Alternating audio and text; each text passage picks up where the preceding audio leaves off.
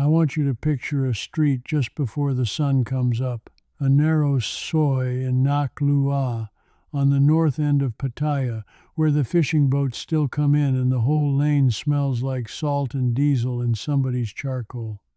There's one sound on that street at that hour, an old diesel engine turning over on the second try, coughing once, then settling into a low, steady knock that you could set your watch by. That's me. My name is Walt Kaminsky, and I am 93 years old. That engine is mine, and so is the hand on the key, and so is every gray hair still left on my head, which isn't much. I want to tell you something I don't say out loud very often. Every man I came to this country with is dead. Every single one. The airmen I served with, the fellows I drank with on this beach when it was nothing but sand and palm trees, the whole crowd of us, gone.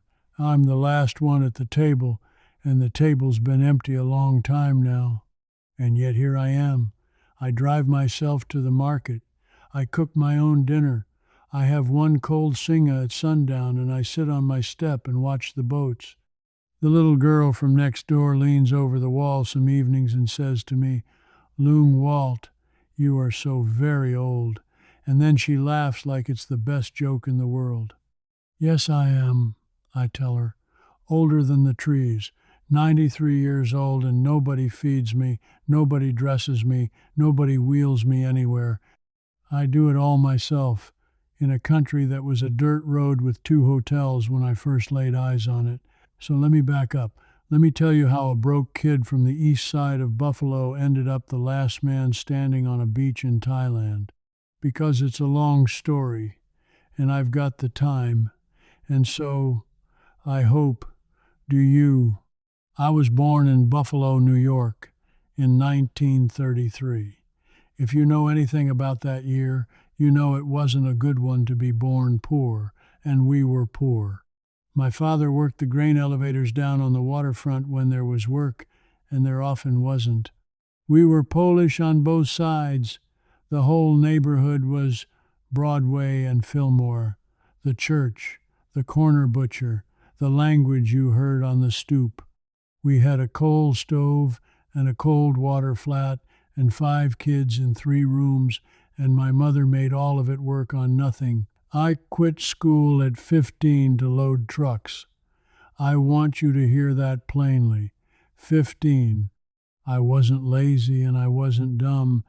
There just wasn't any version of my life where a boy like me finished school and went off to a university. That was for other people. So I hauled crates, and I froze all winter doing it, and I watched my father cough his lungs out from the grain dust, and I made myself a promise that I was not going to die the way he was dying. The Air Force was my way out. It was still pretty new then as its own branch, and I joined up in 1951, 17 years old, lied about needing my mother's signature and got it anyway because she understood. I understood too. Korea was on, and half the boys I knew were getting drafted into the mud of it. I looked at the mud and I looked at the sky and I picked the sky. They found out fast that I was good with my hands. I could take a thing apart and understand it, and then I could put it back together better than I found it. That's a gift you're born with or you're not, and I was born with it. So they made me a mechanic, a crew chief, eventually, which means the airplane is yours. You sign for it. When that pilot climbs in and starts the engines, he is trusting his life to the work your hands did, and you never forget that. Not once in 20 years did I forget it. I did my time near Korea, patching up aircraft that came back shot full of holes. I won't tell you war stories. I don't have the dramatic kind, and the men who do mostly aren't here to tell them. I'll just say I saw enough to know that being alive is not something you're owed. It's something you get handed one more day at a time, and the smart thing is to say thank you and not ask too many questions. I'll tell you one thing about that work, though, because it shaped every year that came after. There was a young pilot, couldn't have been 22, And one bitter morning his engine wouldn't turn over and there was weather coming and everybody was screaming to get the flight up. I found the trouble in about 4 minutes, a fuel line the cold had done a number on, and I could have signed it off fast and gotten everybody off my back, but I didn't. I made them wait while I did it right. And I caught a second thing while I was in there that would have killed that boy over the water an hour later. He never knew. Pilots never know. They climb in and they trust that some sergeant they've never talked to did his job all the way to the bottom in the cold with people yelling at him. I decided that morning what kind of man I was going to be, and I never once went back on it. You do the work all the way down to the bottom, or you don't do it. There's no halfway with an engine.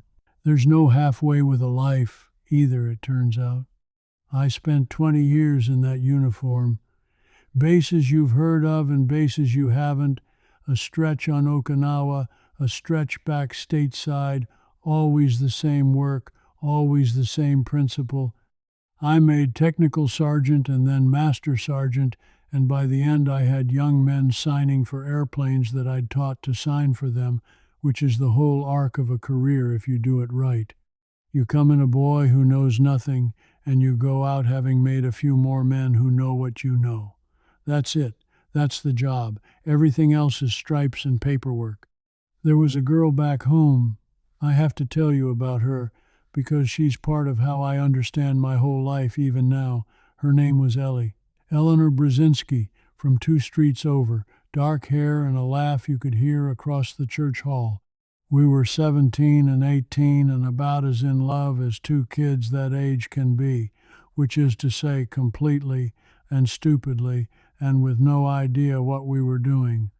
I shipped out. That's the whole tragedy of it, right there in 2 words. I shipped out, and we wrote letters for a while, and the letters got further apart the way they do, and by the time I had leave again, she was engaged to a fellow with a steady job at the Chevy plant. I don't blame her. A girl couldn't wait around for a boy who might come home in a box and might not come home at all and had nothing to offer but a mechanic's pay and a duffel bag. She did the sensible thing. I've thought about her more times than I could count, but I never once thought she was wrong. I mention Ellie now at the start, so you'll understand something later. All right, back to how I got here. By the middle of the 1960s, I was a career man, a technical sergeant with a lot of stripes and a lot of miles, and the Air Force had a great deal going on in a little country most Americans couldn't have found on a map. They sent me to Thailand, to a base down here on the eastern seaboard near a town called Sat Ta Heap, an airfield called U Ta Pao that the Americans and the Thais built up together during those years. I stepped off that aircraft and the heat hit me like a wall you could lean on. I'd never felt anything like it. Buffalo cold gets into your bones and stays there 30 years. This was the opposite. This was warm all the way through, warm like something wrapped around you, and I stood on that tarmac dripping sweat in my uniform and I had the strangest feeling. I felt like I'd walked into a room I'd been trying to find my whole life. Pattaya then was not the Pattaya you've maybe heard about. I want to be clear about that, because people hear the name now and they think of the noise and the neon, the bars, all of it. Forget all of that. When I first came down that coast road from the base, Pattaya was a fishing village, a dirt track along the water. There were, I think, 2 hotels in the whole place, and one of them was barely a hotel. There were fishing boats pulled up on the sand, and there were horses. I'm not making that up. They kept horses on the beach and gave rides to the well-to-do people who came down from Bangkok on the weekends. There couldn't have been more than 800 souls living there. Palm trees, the fishing boats, the smell of the sea, and quiet. My God, the quiet. I used to get a weekend pass and ride down from the base and just walk the beach, drink a warm beer, watch the men bring the boats in and haul the nets. Nobody bothered me. Nobody wanted anything from me. In America, even then, everybody's always selling you something or measuring you for something. Down here, a man could just be a man standing on a beach.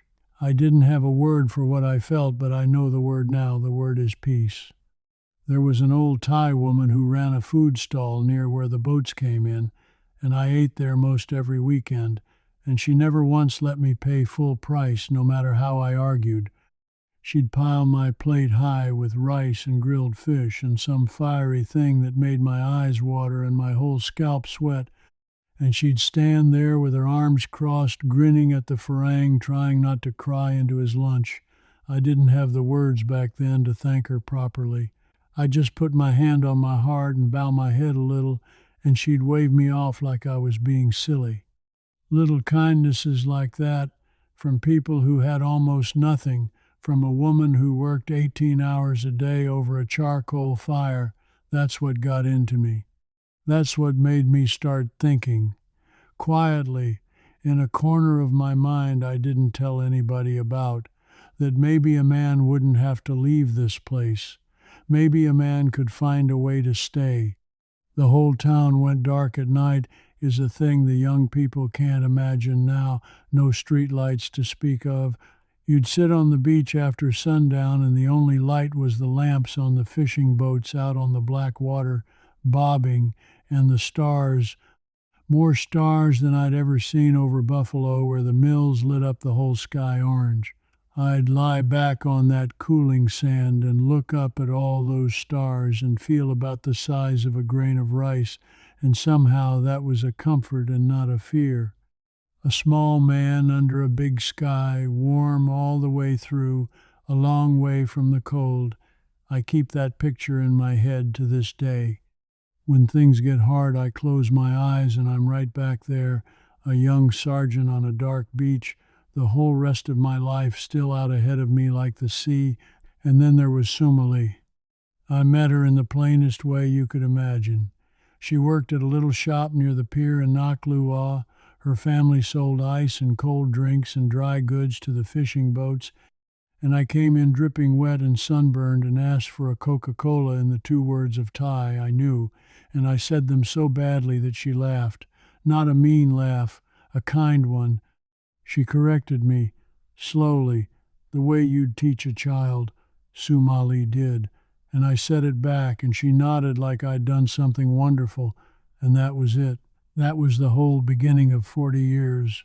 I'd like to tell you I was smooth about it. I wasn't. I was a 30-something American in a foreign country who knew nothing about her world, and her father watched me like a hawk, which was exactly right of him. But I kept coming back to that shop, and I learned more words, and then more, until I could actually talk to her. That was the thing that won her family over. In the end, not that I was American, not that I had a serviceman's pay, it was that I bothered to learn to speak to them. Most of the foreign men never did. They expected the whole country to bend toward them. I bent toward it instead, and the country noticed, and it never stopped being good to me for it. The way I finally got in good with her father was, of all things, an engine.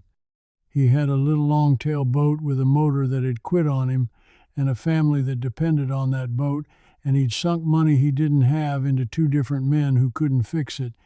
I heard about it through Sumali, and one Saturday I just showed up with my tools and I didn't ask permission. I just started taking that motor apart on his own dock. He came out ready to be angry, and he stood there and he watched. 2 hours later that motor was running better than the day he bought it, and I wiped my hands and I gave him back his boat, and I wouldn't take a thing for it. He looked at me a long moment. Then he said something to his daughter in fast Thai I only half caught, and she went red to her ears, and that was the day I knew I had a chance. Turns out the way to a Thai father's heart, at least that one, ran straight through a dead boat engine, which was lucky for me, because a dead engine was the one thing on this earth I truly understood. I courted her slow and proper, the way you did then. Sunday afternoons with the whole family present, never a moment alone, her mother watching, her aunts giggling in the kitchen. We'd sit and I'd murder the language and everyone would laugh and correct me. And Sumali would look at me with those eyes, and I swear I'd have signed away 20 years of my life just to keep sitting on that porch. When I finally got the nerve up to ask her father for her, through the monk, the proper way, he made me sweat a good while before he said yes. He told me later he'd already decided the day I fixed his boat and wouldn't take the money. He just wanted to see if I'd wait. I've thought about that a lot. The whole country, in a way, was like her father. It watched to see if you'd wait, if you'd bend, if you were decent when nobody was making you be. And if you were, it opened up to you like nothing you've ever known. There was a temple near her family's place, a Wat called Wat Chai Mong Khan, and there was a young monk there named Pra A Nan, well educated, gentle, curious about the world. Sumali's family were Buddhist, of course, and I'd come from Baptist Sunday school and Catholic cousins and a Polish grandmother with rosary beads worn smooth, and I thought I'd have to give all of that up and take on something strange. Pra Anand set me straight. He told me it wasn't like that. He told me the whole of it, near enough, was just this. Be a good person. Do less harm than good. Keep your heart quiet. You don't have to be a saint, he said. You just have to be decent. Every day. In the small things. I liked that. I've never heard a better religion than that, and I've heard a few. Now, I'll be honest with you about the visa side of things, because people always want to know, and because it tells you something about how this country used to work. When my time in the Air Force ran out, I had a choice. Go home or stay. Going home meant Buffalo and the cold and my father's cough in a country that felt like a coat 2 sizes too small. Staying meant her. It wasn't much of a choice when I put it that way. I stayed, but staying legally, that was a whole education. In those days, you paid your way through everything. A little money here, a little money there, T-money they called it, and everybody's hand was out, and that was just how a thing got done. Here's the funny part, though. Half the time they wouldn't take mine. I'd go to some office ready to grease the wheels the way I'd been told, and the fellow behind the desk would wave it off. You speak Thai, he'd say. You married a Thai. You're not one of these ones who comes to take. So they helped me, and half of them wouldn't take a baht for it. My whole residency, all the stamps and the paperwork, cost me almost nothing in the end, because I'd spent the one currency that mattered here, which was respect. I've never forgotten that lesson. It's cheaper than money and worth more. Sumali and I married in 1971. Before the wedding, the way it's done here, the men in her family said I ought to spend a little time in the monkhood, a short term, the way Thai sons do before they start their own lives. I said I would, but I told Pra Anand I had no sponsor, no family here to stand for me. I will be your sponsor, he said. So I did it. I shaved my head, I put on the robes, I ate 1 meal a day, and I swept the temple grounds at dawn, and I sat still longer than a restless American had any business sitting. I wasn't in there for life, just a term. But I'll tell you, something in me went quiet in those weeks, and it never got loud again.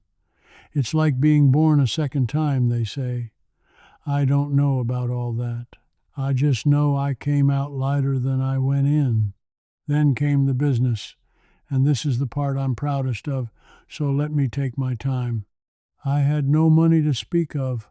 What I had was a pair of hands that understood engines better than most men understand their own children, and all around me, up and down that coast, were fishing boats. Wooden boats with old diesel engines in them, coughing and dying and getting nursed along by men who loved the sea but couldn't fix a fuel injector to save their lives. And nobody, not one man in that whole town, had a proper shop to fix a marine diesel. So I became that man. I started with a borrowed set of tools in a corner of somebody's yard. First job I ever did here, I brought a dead engine back to life for a fisherman named Loong Som Chai. an old boat diesel everybody given up on, and I had it knocking away sweet as you please by sundown. He couldn't pay me much. He paid me in fish and in something better, which was that he told every other fisherman in Naklua about the American who could raise the dead. Within a year, I couldn't keep up with the work. I bought my own tools, one at a time, out of what I earned, then a proper space, then a real shop, right on the beach road, my name on it, and eventually generators too, because the power out here went out more than it stayed on in those years, and every hotel and every shop needed a generator, and every generator needed somebody who knew what he was doing. That building's still standing, by the way. It's a coffee place now, full of young people staring at their telephones, and they have no idea an old airman built that with his own two hands. That's all right. Buildings outlive us. That's the deal. The generators were what really made me. See, in the 70s and into the 80s, Pattaya started to grow fast, and every new hotel going up needed reliable power, and the grid couldn't be trusted. So they'd all buy big diesel generators, and none of them had the first idea how to keep them running, and a generator that fails at 9 o'clock at night with a hotel full of paying guests is an emergency worth real money. I had a telephone by my bed for 30 years, and when it rang at some ungodly hour, I'd pull on my trousers and grab my bag and go, and I'd have their power back before the guests finished complaining. I charged fair. I never gouged a man in trouble, and because of that I never wanted for work a single day. A fellow tried to overcharge in a panic once, a competitor, and word got around, and inside a year he was finished. This town has a long memory. It remembers who was decent to it. I built my whole life on that one fact.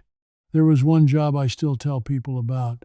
Big new hotel, opening week. Their main generator died the night before a wedding. Hundreds of guests coming. The owner near tears. Every other repairman told him it was a 2-week job, needed parts from Bangkok. I crawled inside that machine at midnight and I found the real trouble, which wasn't what any of them thought.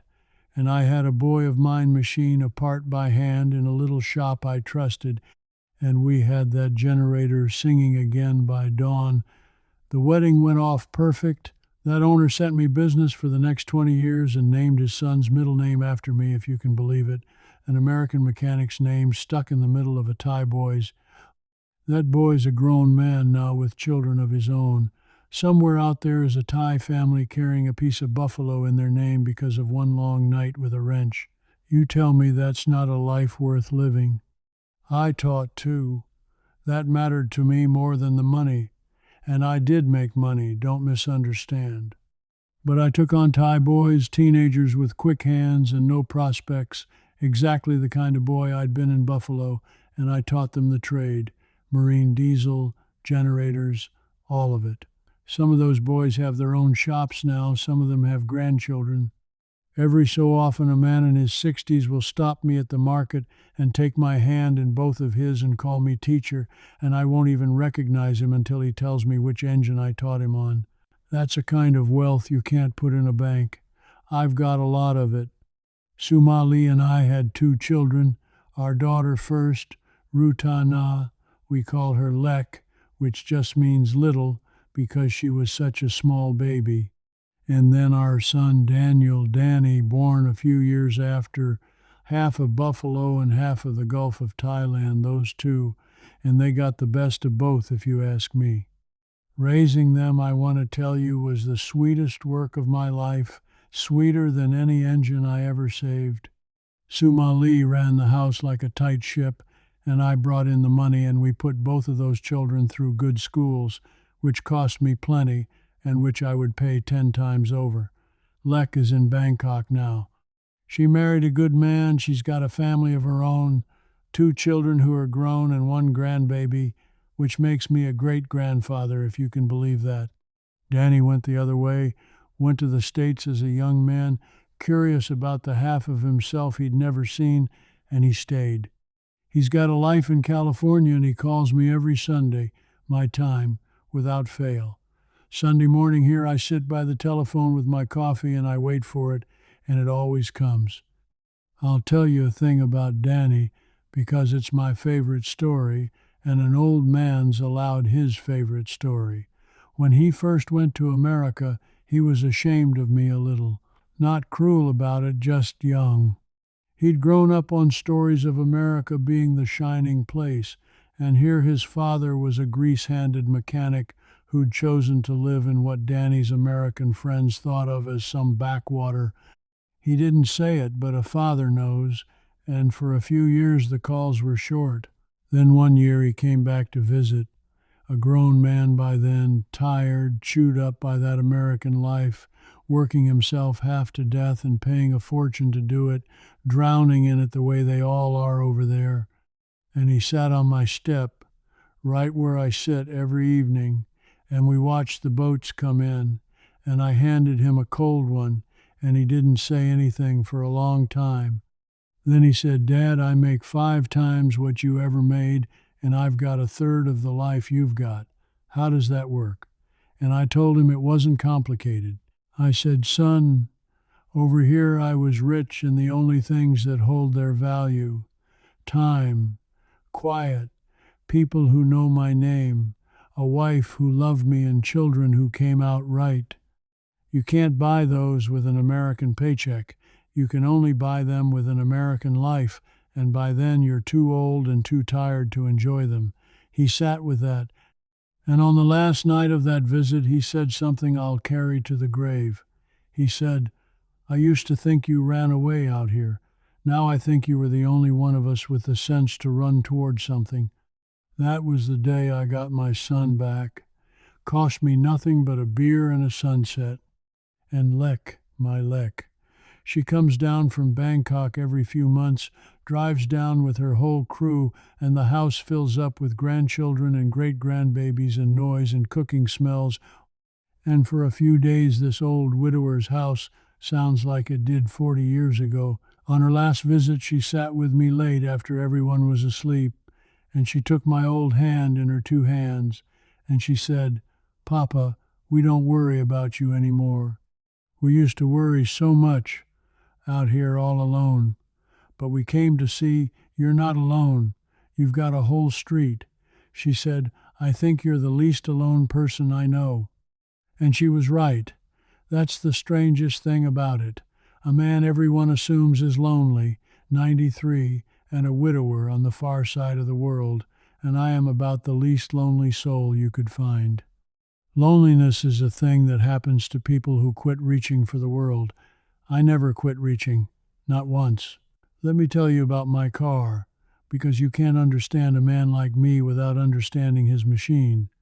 I drive a Mercedes-Benz, a 240D, a diesel, from 1979. I've had it since it was nearly new.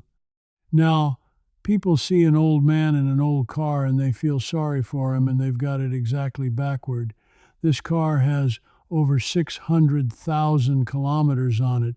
You hear me? 600,000. And it runs like a watch because I built it that way and I've kept it that way for near 50 years. German steel. They don't make steel like that anymore. They don't make anything like that anymore, cars or men. I keep it in a little lean-to beside the house, and once a week I start it up just to hear it, even when I've got no place to go. You listen to that engine. That deep, even knock. That's a diesel that's been loved.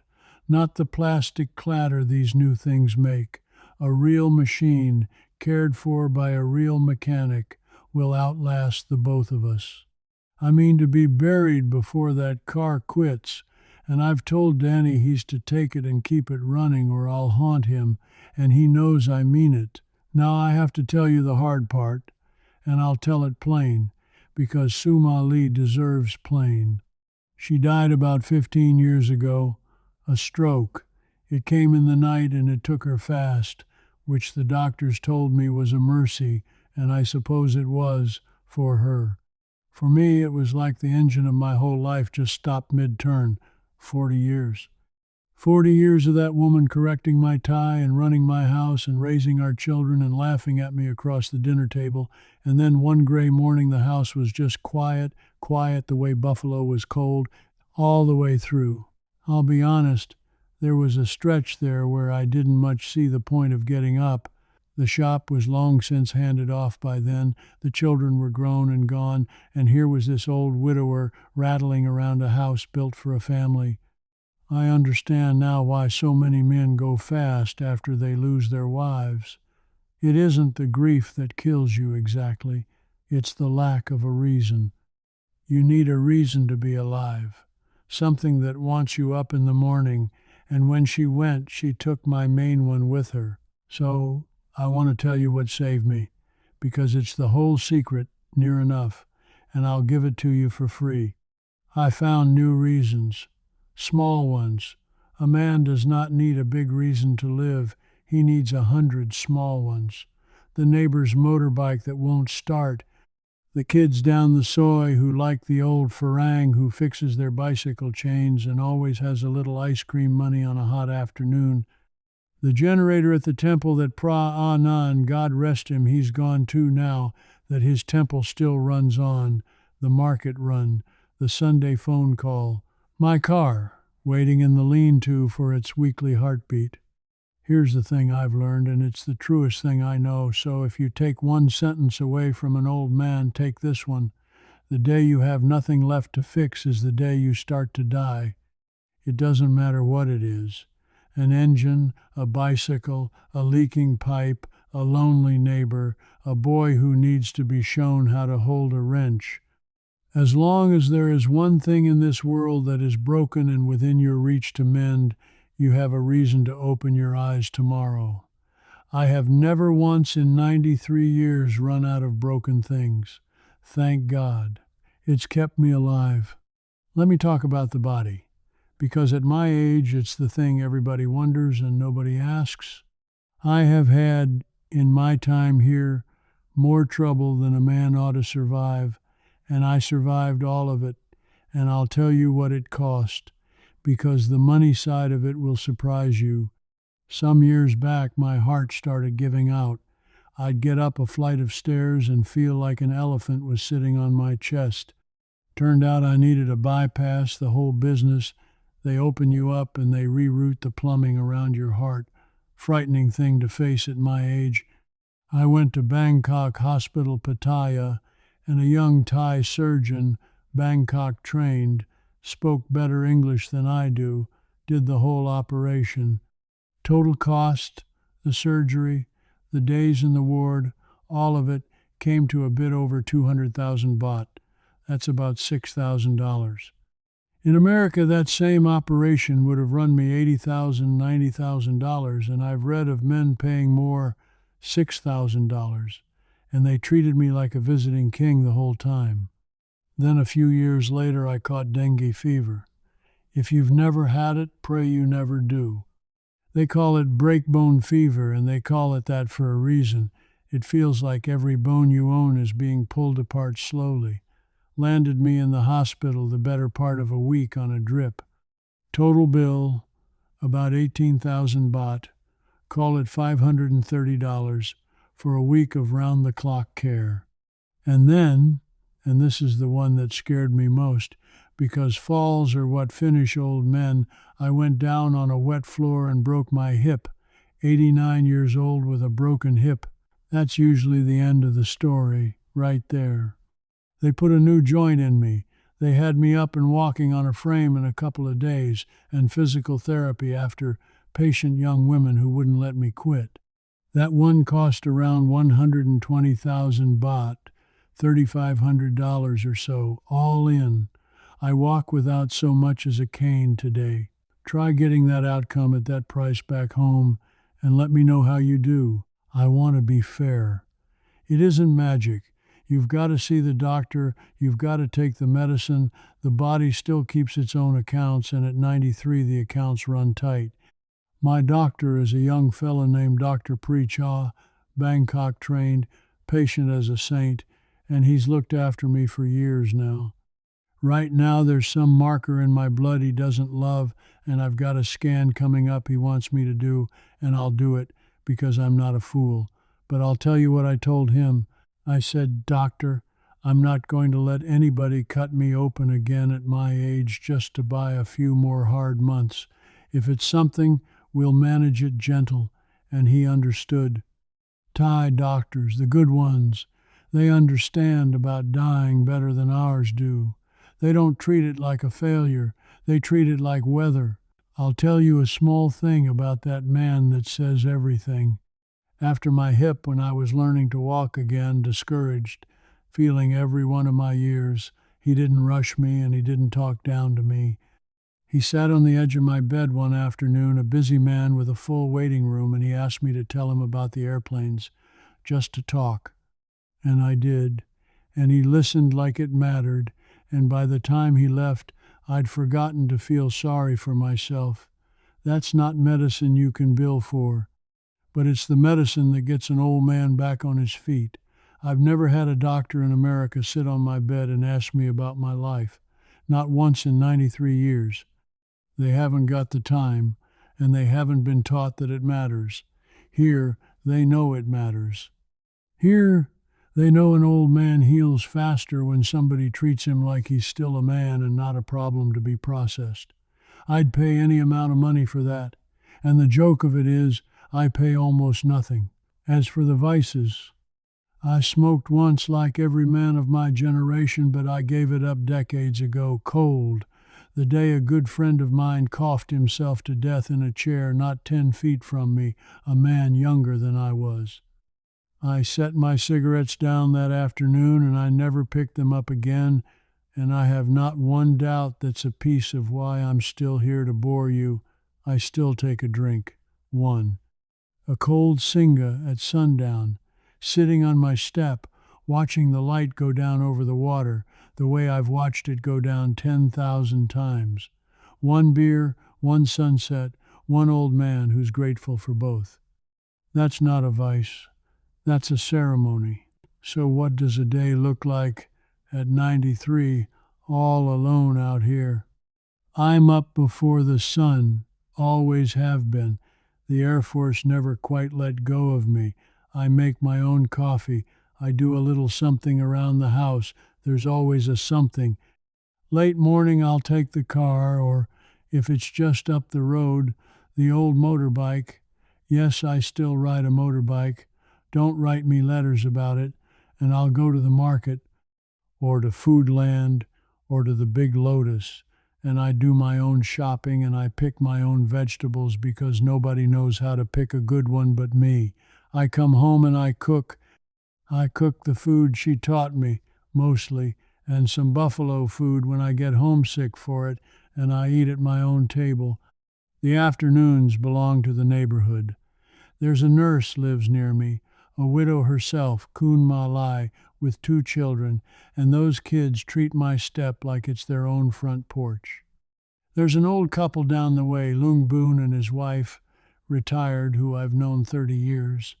Her brother's wife comes by once a week and cleans, more to check on me than because I need it, and I let her, because it makes her feel useful and because a man should let people be kind to him.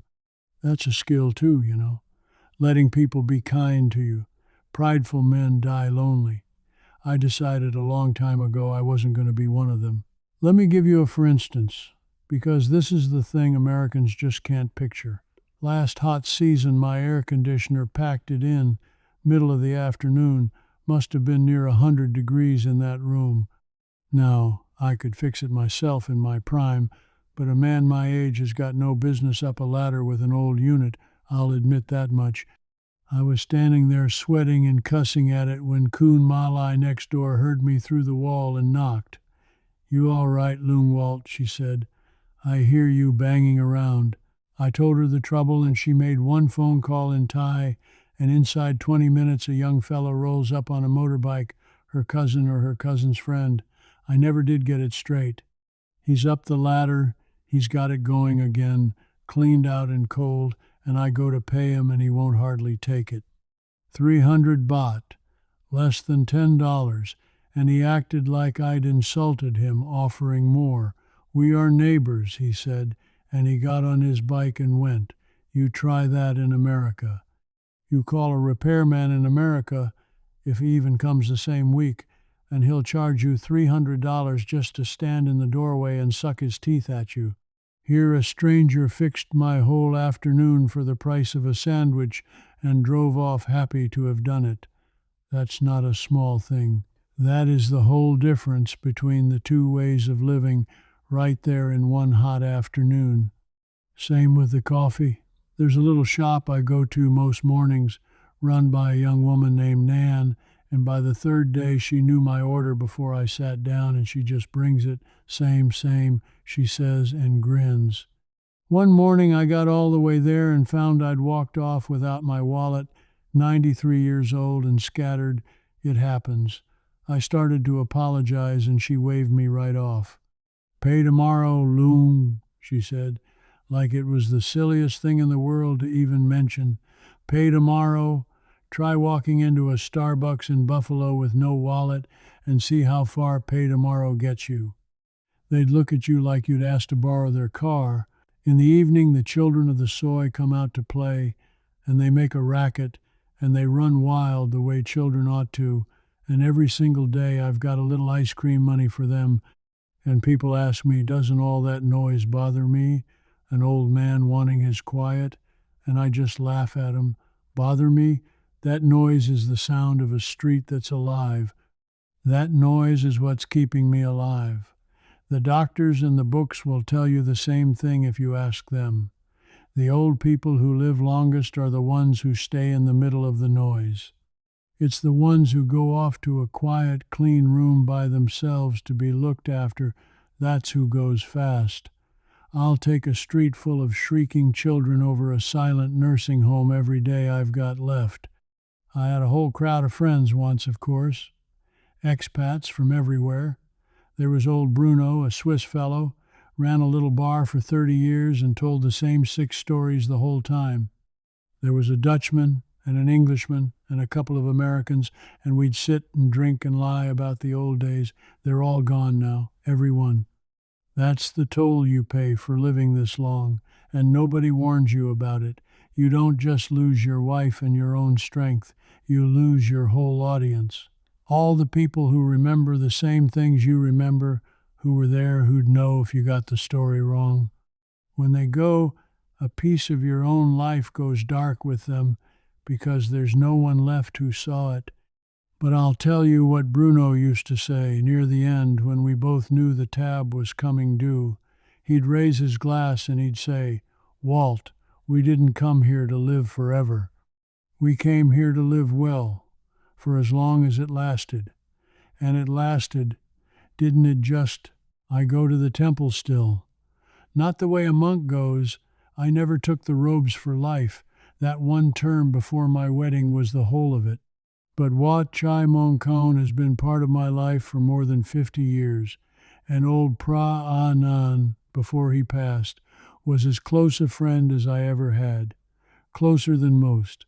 We'd sit under a tree in the temple yard, an American mechanic and a Thai monk, and we'd talk about everything and nothing, and he taught me more about how to be a man than any preacher back in Buffalo ever did with all his hellfire. Here's the thing he gave me that I've held on to hardest. I asked him once, near the end of his life, whether he believed we come back, reborn, the way the teaching says. And he smiled at me, this old monk, and he said he didn't trouble himself much about it either way. He said, "Walt, if it's true, then I've nothing to fear, and if it isn't, then I've nothing to fear, so either way, a wise man spends his worry somewhere more useful." Then he said the thing I think about most. He said the whole point was never the next life. The whole point was to be good in this one, in the small hours, when no one's watching, over and over, until being good is just who you are and not something you have to decide. That's it. That's the whole religion, near enough. And it took a boy raised on Sunday school fear the better part of a century to understand it. Be decent in the small things when nobody's looking. Everything else is just noise. I don't believe in much that's concrete when it comes to what's after. I was never taught to, and I never took it up, but I believe in that. I believe a life spent mending things and being fair to people and letting the neighbors be kind to you is a life that doesn't need any promise of a reward on the far side. It was already the reward. It was the reward the whole time. Now, I promised you I'd come back to Ellie, the girl from Buffalo, so let me close that circle.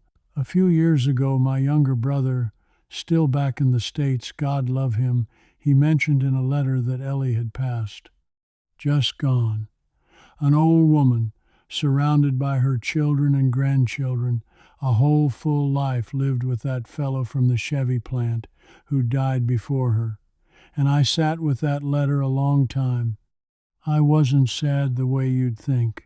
We'd had our little interlude, Ellie and I, 60-some years back, two kids on the east side who loved each other and got parted by the world the way most young love gets parted. She had her life, a good one, a full one. I had mine, and mine took me to the other side of the earth and gave me Sumali and two children and a trade and a country that took me in. If I'd married Ellie, I'd have never come here. I'd have been a buffalo mechanic with a buffalo cough, dead 30 years, and I'd have never known what a warm morning on the Gulf of Thailand does to a man's soul. So I don't grieve Ellie, exactly. I bless her. I think of her as the first good thing, the one that showed a hard young man he was capable of love at all, which turned out to be the most important thing I ever learned about myself, because it's what let me love Sumali when she came along. Everything I've had, I had because a girl in Buffalo taught me my own heart worked. That's not a sad story. That's the opposite of a sad story. I keep one photograph of her, black and white, the both of us, maybe 18, standing outside the church in our good clothes, squinting into the sun. Two children who had no idea what the world had in store. I look at that boy sometimes, that skinny kid from Broadway and Fillmore with nothing to his name, and I want to reach into the picture and tell him, I want to say, listen to me, son, you're going to lose this girl, and it's going to break your heart, and it's going to be the making of you. You're going to cross the whole world. You're going to love a woman for 40 years under a warmer sun than you can imagine. You're going to be somebody's teacher and somebody's neighbor and somebody's grandfather in a language you don't even know yet. Just hang on. It's all coming. And that skinny kid would never believe me, but it all came. Every bit of it came. People ask me, would you ever go back? Back to America, they mean, and I tell them the truth. There's nothing back there for me. My brother, and he's failing too. Some cousins I've never met. A cold city that doesn't remember me. Everything I built, everyone I loved, everything that made a life out of a poor boy from Broadway and Fillmore, all of it is here, on this coast, under these palms. You don't go back from home. And this is home. It's been home longer than Buffalo ever was. Do I ever think about the end? Of course I do. I'm 93. I'd be a liar if I said otherwise. I don't call it death. I've never liked that word. I call it the last boat coming in. You spend your life out on the water, working, and then one evening the light goes low and gold and you bring the boat in one last time and you cut the engine, and there's that silence after a diesel stops that you can almost hear, a good silence, an earned one. That's how I picture it. Not a black nothing, just the engine finally going quiet after a long, good day's work. And if it's like sleep, well, I've always slept well. A clear conscience helps with that. When you sleep truly deep, you don't feel a thing and you don't fear a thing. You're just gone and then you're back. Or maybe one time you're just gone.